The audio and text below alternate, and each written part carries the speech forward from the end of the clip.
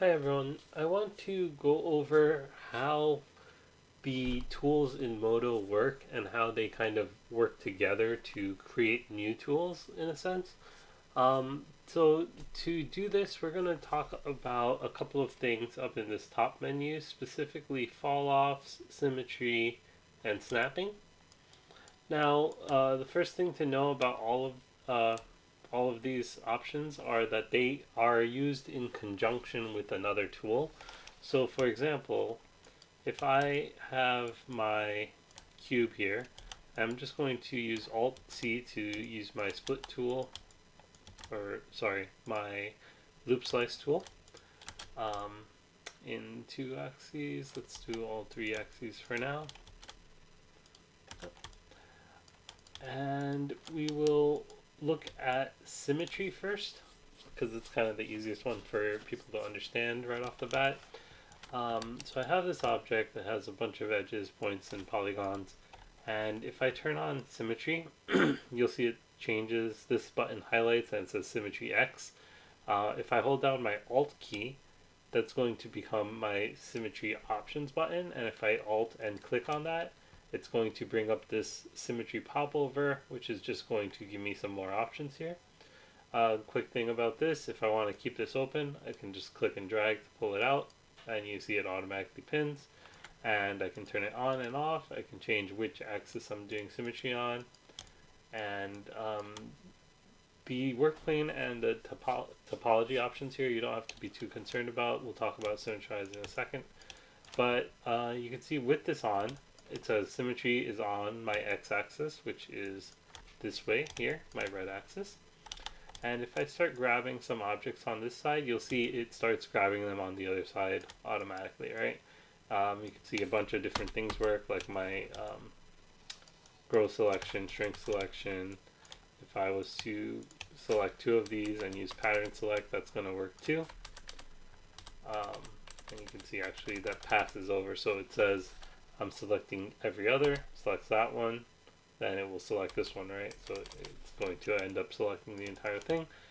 But yeah, most of our options will work, and what's cool about this is all of our tools will also work with symmetry. So for example, if I hit the B key to do a bevel, and then shift click to do one more, pull this out, shift click to do another bevel, pull this in, and you can see I'm getting into some weird territory there, only because of the geometry that's already there.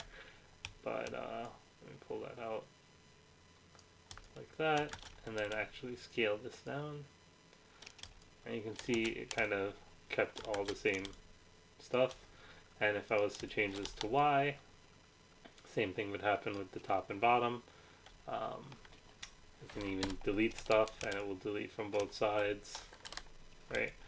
If I change this to Z, it's going to be my front and back. And yeah, I can do points, edges, polygons, anything, okay? And yeah, everything I do here will affect both sides. Let's say I did something like that and undo. I'm going to scale that back in. I'm going to convert to polygons and grow my selection. And then, actually, let me just remove some things from my selection to get this kind of star shape. Right, bevel that, pull it out, bevel one more time, shrink it down, something like that. Right, so those are my symmetry options. Now, one thing that we can do with symmetry, which is kind of cool, let's do this in a new object. So I'm going to turn on symmetry for my x-axis, and I'm going to just bevel this out here, right? And I'm going to do one more bevel, and one more, and again I'm just using shift and click. Now let's say I turn symmetry off, and then at some point I was to say, oh, you know, these 3 can be kind of scaled in to make it kind of sharp like that, and I realized, oh, I didn't do that to the other side. That's where this symmetrize option comes in. So we can hit symmetrize and it will say on my x-axis symmetrize to either the positive or negative side. So on my x-axis, this is my positive side, this is my negative side. On my z-axis, this is my positive side towards me, away from me is my negative side. And you can actually see that right there.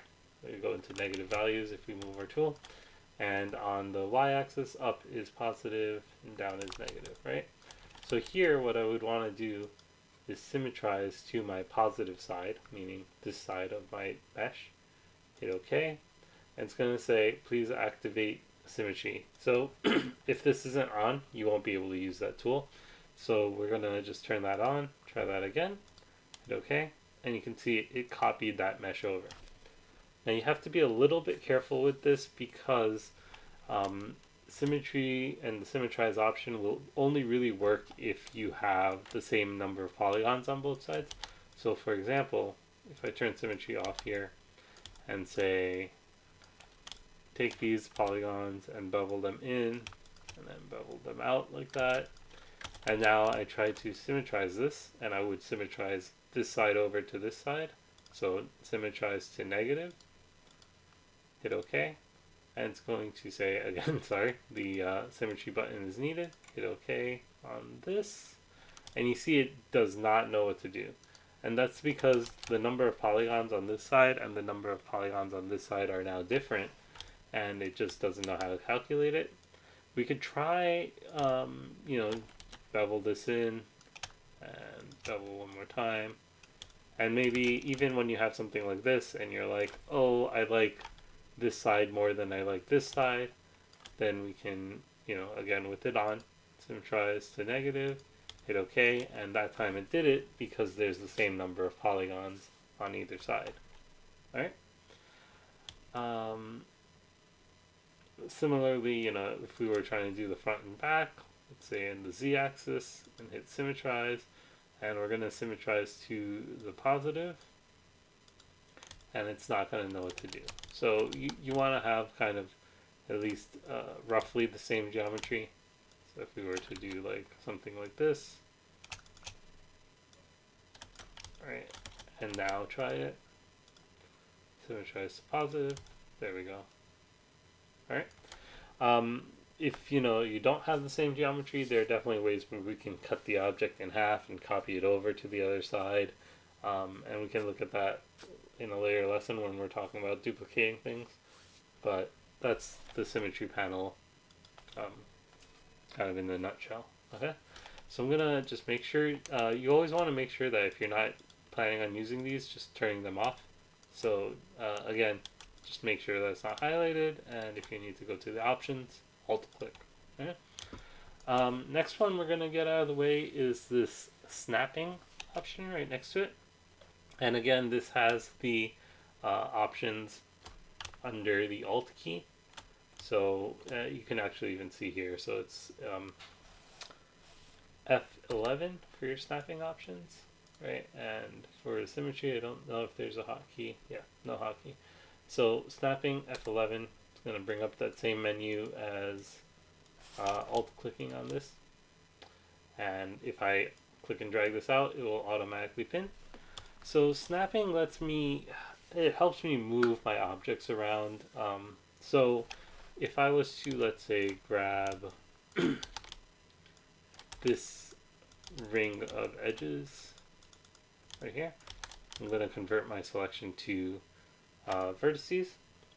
I'm going to try to move this down and kind of align it. I'm backing up here. MODO crashed. Alright, give me a second and I'll be back. Alright, we're back. So I'm going to throw in a sphere and I'm going to try to move all of these points down to the same line so it's flat over here, right? So I have a couple of ways of doing this. I can of course go to my scale tool and scale this flat first. Remember, in my scale tool, if I go to my tool options with the K key, that is going to have this option for negative scale either turned on or off. So if negative scale is off, or sorry, if it's on, then you can scale past the middle point and invert your kind of selection. But if my scale tool has negative scale turned off, it's going to stop when that surface is flat. And you'll notice that if I was to just say, oh, I want to scale everything to that point anyway, let's just grab all of these points and scale them. What's going to happen is this point is going to move up, or this edge is going to move up to kind of match everything. What I want to do in this case is grab all these points and bring them down to that level. So I'm going to click and drag to flatten that. I'm going to move this down. Now this is one of those cases where it's probably best for me to go to my side view and just kind of eyeball it. I'm just going to make sure I do it right off the green handle, and something like that, right, would get me there. However, if I wanted to be a little bit more precise and make sure everything's completely flat on that plane, I can turn on snapping. So when I turn it on here, I still need to pull out the options for that because these options are for my move tool, not for my snapping. So here, with my selection, you see I have snap type set to global. Don't worry about that. Preset, don't worry about that. What you are going to be interested in are these options here. So are you snapping to your grid, to a vertex, to an edge center, to a polygon center? Don't worry too much about these guys, but for now, by default, it should be on vertex. And if I was to grab this, you can kind of see my cursor is now going to change into this purple icon. And if I get near any other point, it's going to kind of jump. And the reason that, so the normal behavior here would be like I grab this from the middle and I snap to, let's say, that point. And you can see all my vertices are kind of lined up with that point. If I was to move this down here, it'd snap up to any other point. If I was to change my snapping options, you never want more than one on, just because it can get confusing. But if I was to change it to, let's say, edge center, and drag that around, you'll see when I get to the middle of an edge, it's going to snap to that point, right? If I was to do polygon center, it will snap, it will jump over to it, to the middle of each polygon that I'm mousing over. But the way that we want more control over this is to say, yes, I want to turn on snapping, but I also want to limit the movement of the snapping to one axis. So in this case, I'm going to grab my green arrow here, the y-axis, and as soon as I bring it down near that, you can see not only is it snapping to that point, and I can also do that here. So let me full screen this. Undo. So if I grab the green axis only and I bring my mouse down, it's no longer snapping to be around that point, but it is changing my Y position for all those points to that point. Okay, and of course we could do this with polygons. We can do this with edges as well. So if I wanted to snap these polygons to that row or that row, it's gonna line them up perfectly. Okay. I'm going to turn off snapping. It's useful, but sometimes it kind of gets in the way. So I would say just, again, like with symmetry, make sure it's off when you don't plan to use it. All right. Okay. All right. Now, before I talk about the fall off option here, I do want to kind of recap something about how these tools work. So by default, you're going to be in the property panel here, but we have this stats panel here where we looked at how we can select parts of our geometry based off of the number of points it has around it or the number of edges it has around it and stuff like that. The way that MODO works is it has a bunch of these tools that can combine with other tools to make more complex tools. And what I mean by that is, let's say I select all of these polygons down here, and I turn on my move tool. You're going to see down here in the stats panel, there's a pipeline section, and it has my move tool is active. So transform tool, which will actually be my move, scale, or rotate tool. So they're all the transform tool. Um, but that's the only tool that I have active, and it's going to transform my selection. If I turned on, let's say, symmetry, and I was to select something here, and then go to my move, scale, or rotate tool, you'll still see that's the only thing it shows. However, if I was to turn on snapping, you're going to see it now has two tools active, right? It has my transform tool and my geometry snap tool. So if I go to my move tool here, it's kind of applying both of those at the same time. It's going to snap as well as move my object. And this kind of becomes important when we're talking about Falloffs because of just the way that it's represented in the UI. It can be a little bit confusing. So I'm going to do a new scene here, throw in a cube. We're gonna make this cube really tall, and we're gonna add some subdivisions alongside with the Alt-C slice tool. And actually, you know what, let's undo that. We're going to make this wide, just because that will be a little bit easier on the default settings here. And we'll add like a good number, like 20 divisions across it.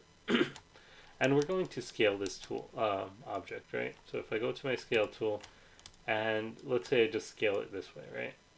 It's going to scale in my Y and Z axes. Okay, so it's not getting any longer, but it is just getting kind of a bigger cross section.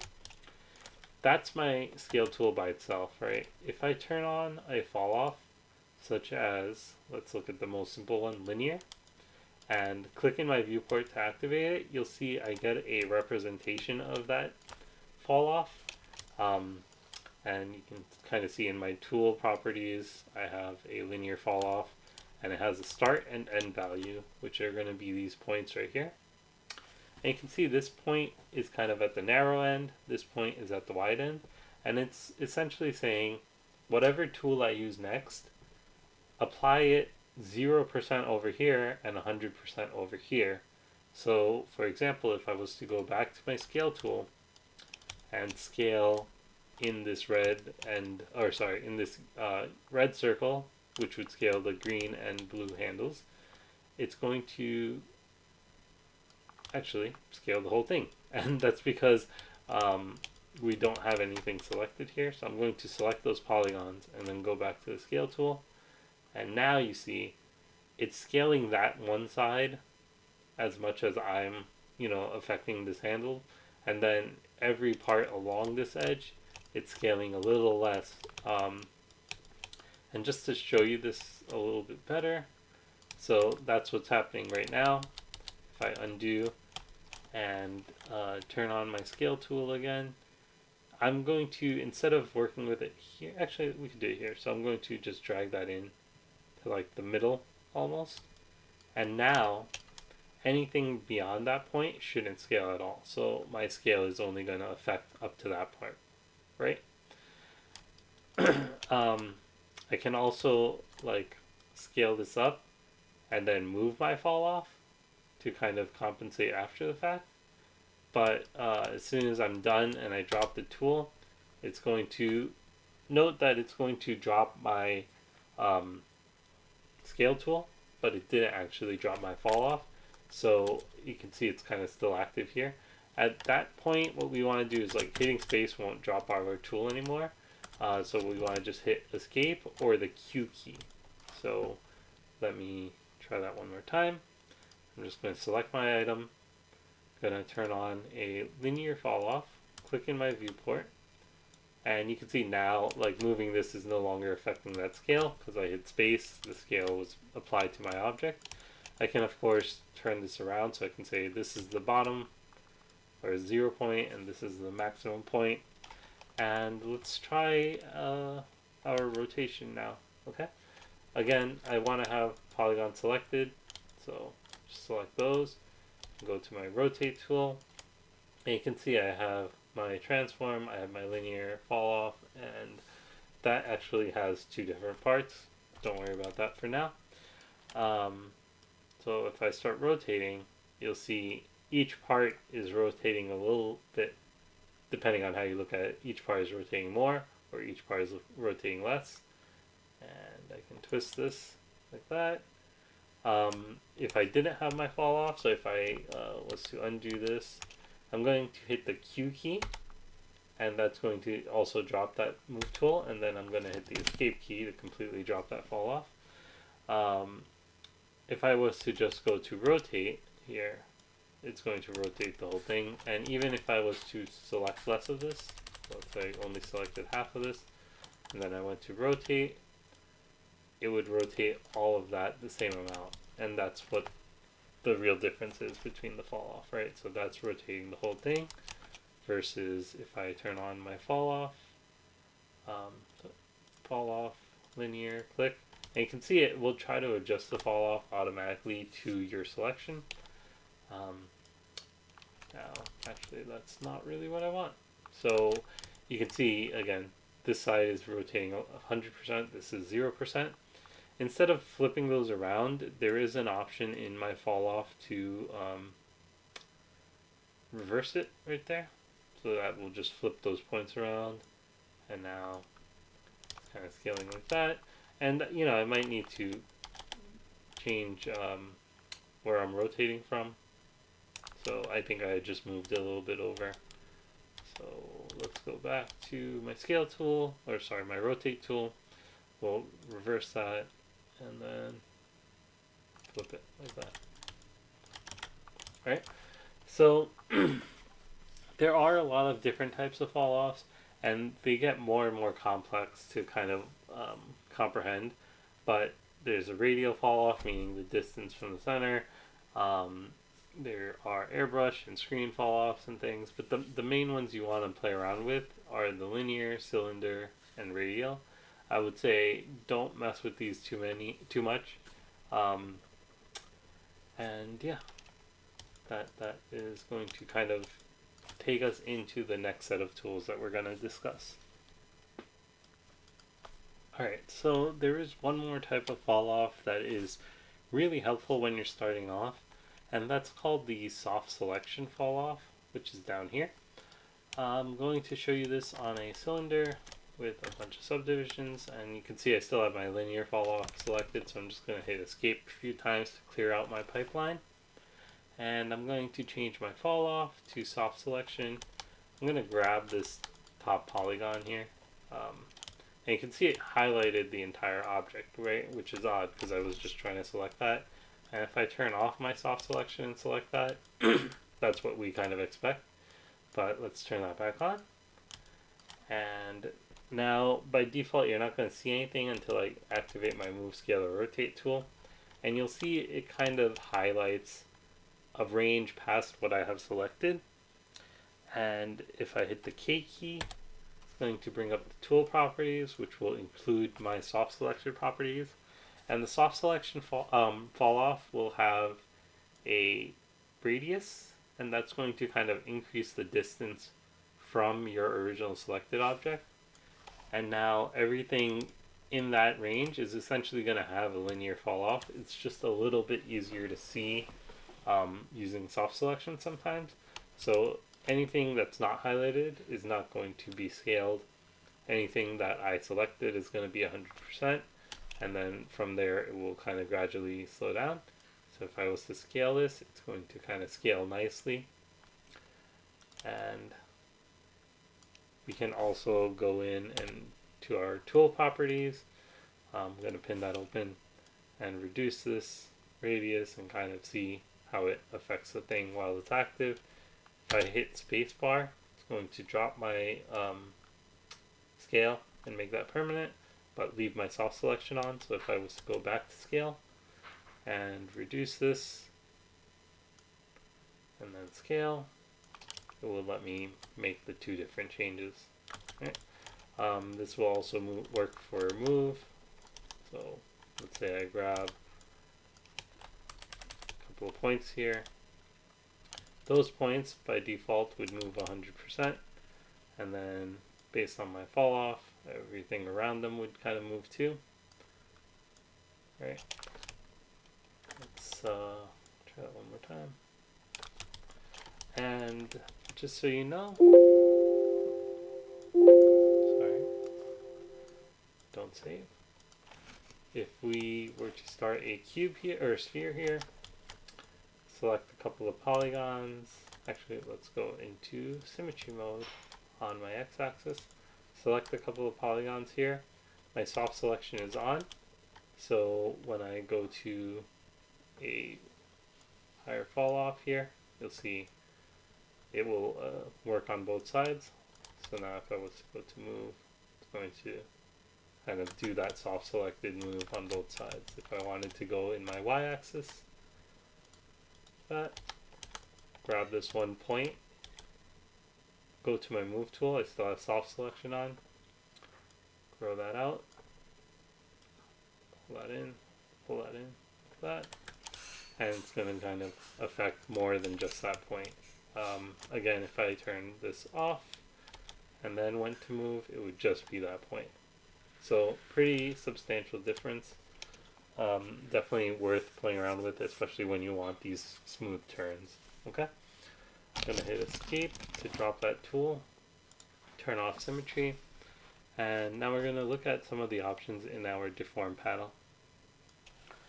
Okay, so let's take a look at our deform tools. They're going to be found right here in the deform section.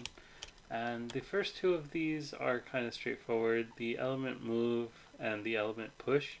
The element move will let you just quickly grab any polygon, vertex or edge and kind of move it up, down, left, right, and it will give you those handlebars around it.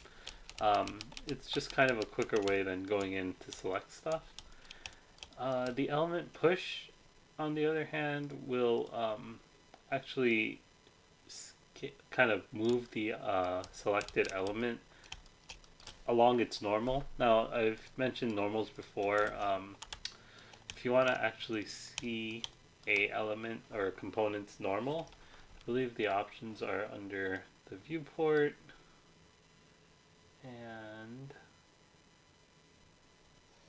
let's see, drawing, visibility, show selection normals right there. So if I select something, you're going to see this dotted line kind of indicates what direction that polygon is kind of facing. And the same thing should happen for vertices, though it's not actually showing them. Let's see. Nope, it doesn't. But vertices and edges also have a normal direction. And the element push will essentially do a local, like let's say we go to our move tool here, you can see that move tool is orientation is matching our scene. So X is our X, Y is our Y, and Z is our global Z. Versus if we went to local, the Z is basically the same direction as that normal. And the Y in this case is this way, and the X is this way. So you can kind of see that they're the other way than you'd expect normally. Like the up and down is usually the Y, but that's fine. So pulling along this Z in local mode would be the same thing as doing an element push. So if I set this back to none, go to element push, it's just whatever I highlight is going to either move. Actually, this tool interestingly is not letting me select anything, and that's because I had that polygon selected. So let's try that again without anything selected, which means everything selected. And you'll notice even though I'm in vertex mode or vertices mode, I can affect any component here. So if I grab that point, pull and push along its normal. If I grab this polygon, pull and push along its normal. I can't do a multiple selection for polygons that easily unless I make that selection first and then do pull and push, but even then it's only going to do the one that I have selected, right? So that's when you would go back and change your action center to local go to your move tool and use that, right? So anyway, the element push is really just going to let you do a essentially a push on any of your components. So there's a vertex and an edge and a polygon. Okay. And just so you know, there is a push tool down here, and that's going to do the same thing except on all of your polygons. Okay. Or your selected polygons. So if I was to select that loop and then do a push, it's going to do the same thing as the element push on multiple parts of your mesh. So if I did the edge, you can see same thing, right? So essentially element push is one vertex, polygon, or edge, and this push tool down here is multiple. Okay. We're gonna actually skip the flex for now and the soft drag, but we're gonna skip this smooth too. But you'll notice that both of these have more tools underneath them, and one interesting one is this jitter tool. The jitter tool will kind of randomize stuff for you. So let me actually turn off my normals. We're gonna throw in a new sphere. Let's move that in item mode over. And I'm going to grab all my vertices here. Actually, let's do this. We'll grab a couple of edges like that. Convert our selection to vertices. And I'm going to use this jitter tool, which again I got to by clicking and holding down and then just moving my mouse down to jitter. And I'm going to hit K to bring up my options, but we'll close that. And you'll see there are none showing up, even if I click here. There we go. So if I click and drag in my viewport, you'll see it's going to kind of randomly move these points that I have selected, and it's going to move them in a specific range. So if I say I don't want my points moving kind of up and down, I can just change my range for Y to 0. So they'll stay in line.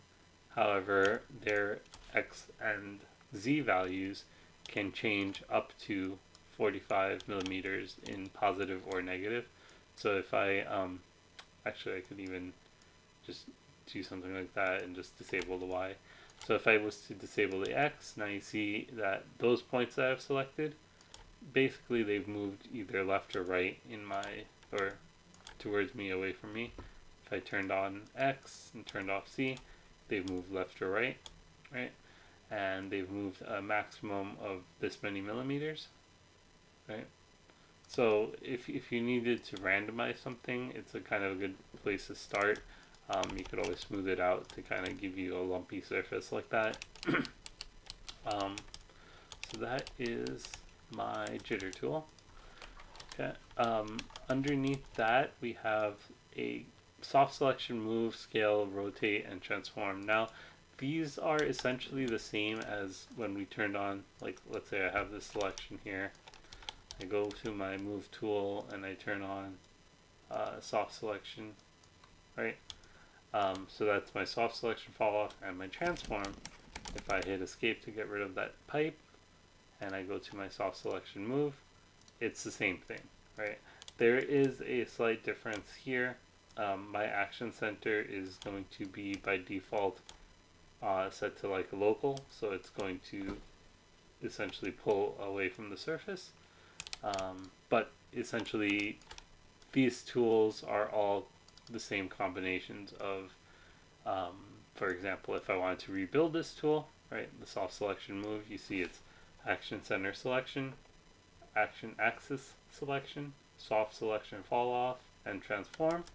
So if I wanted to build that from scratch, I can go into my action center and change this to local, and that's going to do both my location, right, and my orientation.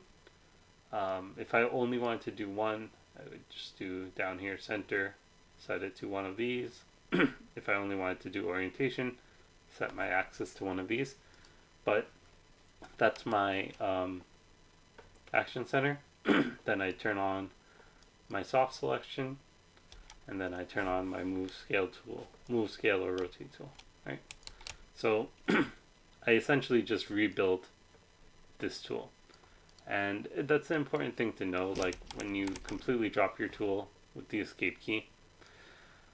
A lot of these tools, like the flex tool for example, just have a combination of other tools. So this one, right now I don't have anything selected, so I'll probably have to, let's grab that point, grow over selection, convert it to polygons, and let's try flex here. So it's going to let me kind of stretch, scale, and rotate with a selection fall off, meaning the fall off is based off of whatever I have selected. If I shrink my selection, you see it kind of adjusts a little bit, shrink it a little bit more, shrink it even more. It's an interesting tool, but it doesn't give you predictable results, so we tend to try to stay away from it for the time being, especially when we're new. Let's throw in a cylinder here. We'll add some more edges using Alt and C for that loop slice tool. And here I do want to show you one of these, the bend, which has a hotkey of Control E, is very useful, especially when we're trying to like make some kind of type object. So I can select a amount of polygons here. I'm going to do this in my, let's work in our front view. So I want to have this bent over going kind of to the right. So I'm going to go in my front view, click on my bend tool. Now to activate this tool, I'm going to have to click in my viewport, and I want to click wherever I want the curving to start. So let's say down here, and it will try to guesstimate where the curving should end on the original geometry. So that put it right there. And if I grab this blue ring, it's going to rotate that surface. You see? Either left or right. Now that blue ring is two-dimensional, right? So it's defining the angle. If I was to do it in this view over here, it's going to let me go kind of front or back, right? Because this is my right view, and this is my orientation. So Z is this way, X is that way. So what I can kind of do here that's interesting, let's first undo that, and we will scale this object up in item mode. Okay. I'm going to grab most of it like that. I'm going to go to my bend tool. I'm going to click down here and pull that up just so it knows how to do the whole thing. So if I change this to 90 degrees here, it's going to turn and the end is going to be 90 degrees from where I started. And a couple of things I can do here, if I move this part, the little crosshair, it's going to change where that starts from. So does my curving start from down here, or maybe it starts a few rows up? And you can see here at 90 degrees it's not enough, so I might have to go past 90 degrees. Right. Conversely, if I was to move the end here, it's going to say how early in this original geometry do we hit 90 degrees. So if I bring this down, you can see the object hit 90 degrees kind of much sooner than over here, right? And now I can shrink my selection, and I can shift click because I still have the tool active, right? Shift click here, and actually I'm going to undo that, shift click here, and this doesn't, well, this will let me go back up or down, right? Let's say I wanted to do something like that, and then now I want to essentially do that again. So I don't have any geometry here to play around with, so what I'm going to do is hit the B key and bevel this up and add a bunch of segments, not too many, something like that. Grow my selection, and let's do one more bend. We'll do it actually from this top view now. Actually, no, that's not going to help us at all. I'm going to do it from this side view. So bend, click, and turn it like that. Let's undo. Let's try that again. So I'm going to bend this like that, and I'm going to make that happen fairly quickly. And you can see, like, you can get a lot of complex railings and wiring and things like that. However, there is another way we can do specifically wirings, which I'll talk about later, using curves. Okay. So I don't really want to get into all of these right now. Just suffice it to say that they're the same as this bend tool, except they have different fall-offs. So this one has a cylindrical fall-off, this one has a linear fall-off, and it will rotate along an axis. This one has a radial fall-off, and it will also rotate along this blue ring axis. You can play around with that on your own. They're just not quite as useful as the bend is. Okay. The last thing I do want to cover in this Deform menu are the radial and linear align tools. So the example I tend to use here is making kind of a Lego piece where there's a round peg coming out from the top of this. So one of the ways we could do that definitely would be to try to bevel this in. We definitely don't need all those segments. And now we need a round surface here, so we can try to grab those points and maybe bevel those. Kind of like that, and add some roundness level to make that a little bit rounder. Somewhere like that. Bevel this out. Let me full screen this guy for you guys. Alright, so bevel this out and say, hey, there's our Lego piece, right? And if we wanted a smoother piece, we can maybe smooth that out. Nope, does not give me a good result at all. But we can play around with it and try to clean it up. However, you see in this case, like now we have these sides, and each of these sides have 8 edges on them. And it's not super clean. So what we can do instead, let's take a cube here. I'm gonna actually just do a faceted subdivide using Shift D. Somewhere, let's do one more. Why not? And we're gonna grab these 4 and grow out our selection to there. And we're gonna go to Deform. We're actually gonna grab the vertices. So we're gonna grab the outside edge of vertices like that. And I'm gonna go to the radial align tool here, and I'm going to click in my viewport to activate the tool, and you're going to see that's going to just align those into a nice circle. The middle icon here will let me move the center of the selection, of the circle rather, and the outside edge here is going to scale my kind of circumference, or sorry, my radius specifically from here to here. You can see whichever way I go doesn't matter, it's just the distance from the first point to kind of make this circle bigger or smaller.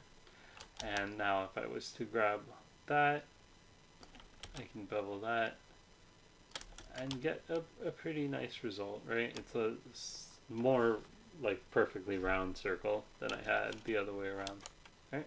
And this way everything still has 4 sides and it's neat. Do I need all this detail? Maybe not, but it's there. Okay. The opposite of that is essentially this linear line. So let's say I grab these 3 vertices. Actually, let's grab the ones below them as well. So those 6. If I click on linear and click in my viewport, they're going to act up like that a little bit, right? Which doesn't really help us. So let's go back and grab these 3. we're going to do a linear line and click, and you see that they all flatten out. Now, if we look at this from the side view, there, so I have 1 point here and 2 points here, and I'm going to do a linear line, and you'll notice the second point goes towards that first. So I don't think it's even based on order, but they will kind of merge into position, and then I can do the same thing for the ones in the bottom. So 1, 2, and 3, linear, click, and now that's a flat surface along the side, right? So it will essentially help us flatten out curved surfaces. I wanted to do this side as well, linear, and then I'll do this side as well.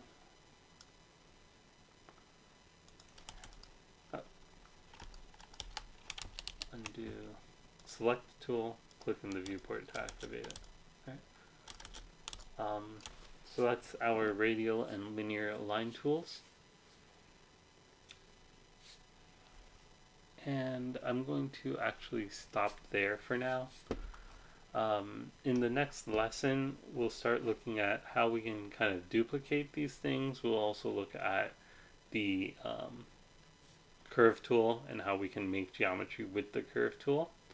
And once we're done with that, I am going to let you guys focus on modeling everything for the first assignment.